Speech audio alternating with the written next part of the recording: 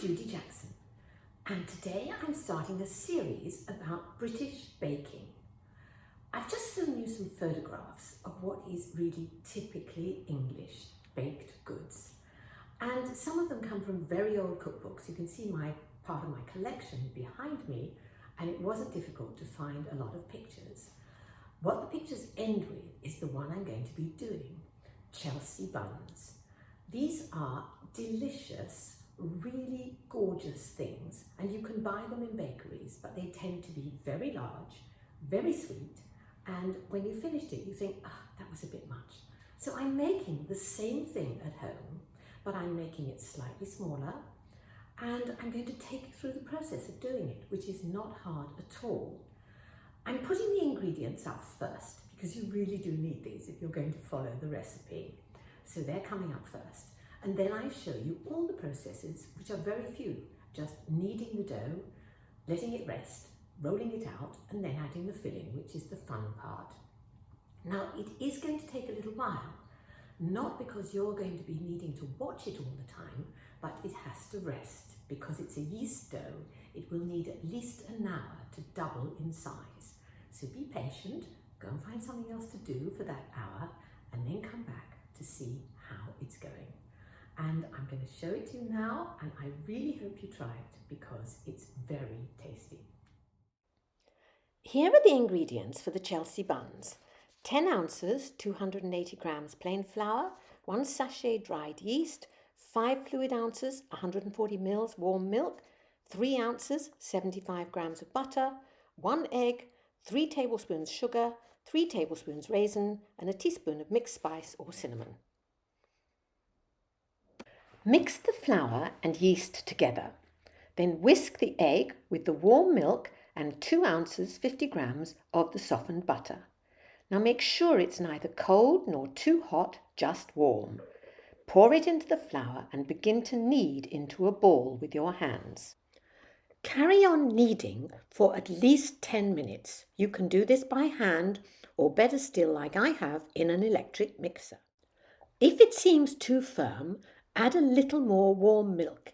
It shouldn't be hard, otherwise you'll find it a bit difficult to roll out, like I was.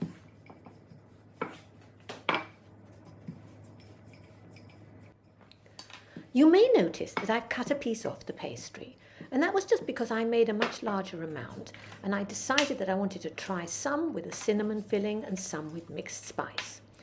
Now what you can see me doing here is dealing with the raisins.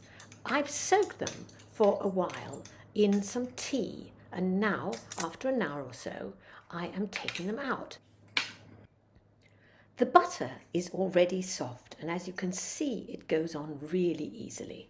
You just need to cover the whole thing with them. When you've done that, you'll be ready for the filling, which is the raisins.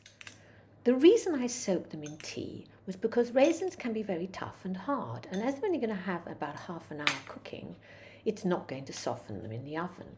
But what I've done is to prepare them in the tea, so that makes them much more tasty.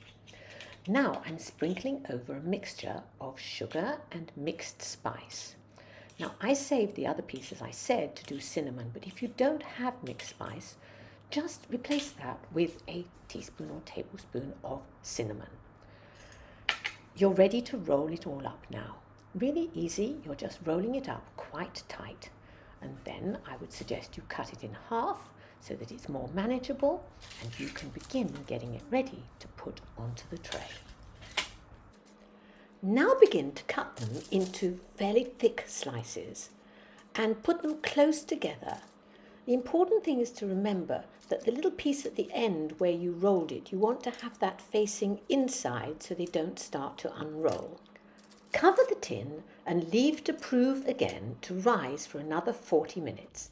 And then bake in a preheated hot oven at 200 centigrade, 400 Fahrenheit. After 20 minutes, they'll be cooked. Now all you need to do is to finish it with a sugar glaze. What you do is you take 2 tablespoons of sugar, 3 tablespoons of water, and heat it in a small pan without stirring. After about 2 minutes, it gets thick and you're ready to just spoon it over all the Chelsea buns. There's one last touch, and that is you're going to sprinkle over a little bit of sugar.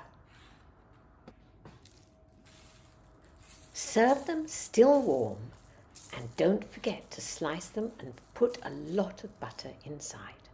I really hope you enjoy them.